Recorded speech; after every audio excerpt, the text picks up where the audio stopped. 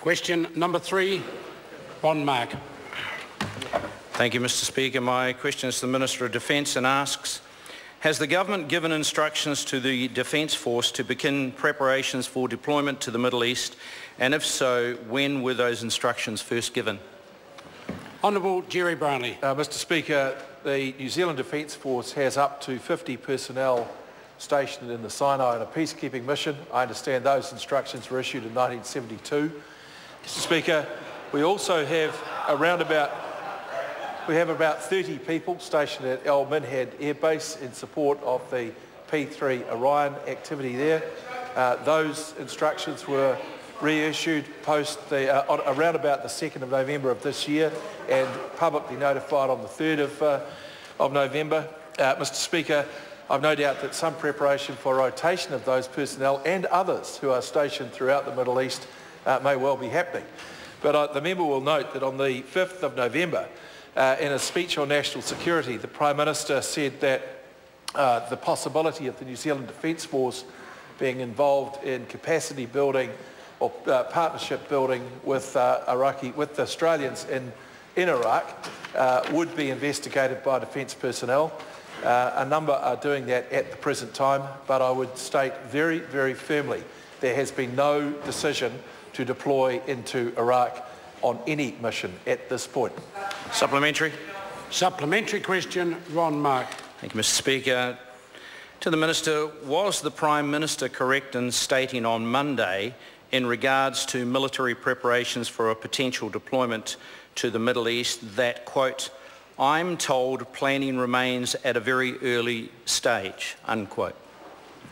Honourable Jerry Brownlee. Yes, it is correct. We've had no formal reports back from the officers who are looking at the building partner capacity mission that could take place in Iraq.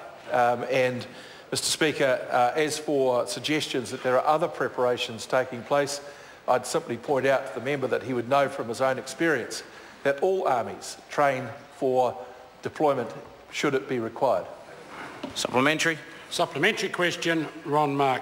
Thank you, Mr Speaker. To the Minister, was it him that told the Prime Minister that preparations were at a, quote, very early stage? And if not, was he aware of the information that the Prime Minister was given that planning for a potential deployment of the Army to Iraq was underway? Honourable Jerry Brownlee. Mr Speaker, there are always discussions between the Prime Minister and his ministers about any range of matters that the ministers may be dealing with, and this would be no different. The deployment you're talking about concerns the up to 10 military personnel who have been involved in assessing what opportunity New Zealand may avail itself of in building partner capacity in Iraq, but no report has been received formally in that regard. Supplementary. Supplementary question, Ron Mark. Thank you, Mr Speaker. To the Minister, would he describe the preparations currently being undertaken by the Army as pre-deployment contingency training? If not, why not? Honourable Jerry Brownlee. As I said earlier, Mr Speaker, all armies throughout the world, by very definition of their mission, train to be deployed. As I also said, we have up to 100 military personnel at any one time deployed across a number of bases in the Middle East. So of course there will be some preparations for what will be required in those missions, but there has been no decision to deploy into any new mission in the Middle East. Supplementary. Supplementary question, Ron Mark. Thank you, Mr Speaker. To the Minister, which one of these statements is correct? The statement made by the Prime Minister on Tuesday said, quote, no decisions have actually been made by the government yet except for the ones in relation to humanitarian aid, and no decisions have been made by Cabinet, end of quote, or his statements on Wednesday which said, quote, Cabinet determined on Monday of this week a decision that we would engage in the fight against the Islamic State of Iraq and Syria. Which is correct? Honourable Jerry Brownlee. Mr Speaker, the first two are certainly correct. The last one is completely incorrect. Most certainly the member, well, I think the member would have a lot of trouble finding that particular quote. I did not say that. What I said is that Cabinet made a decision to allow some officers of the New Zealand Defence Force to engage in a discussion with coalition partners about the possibility of building partner capacity in Iraq.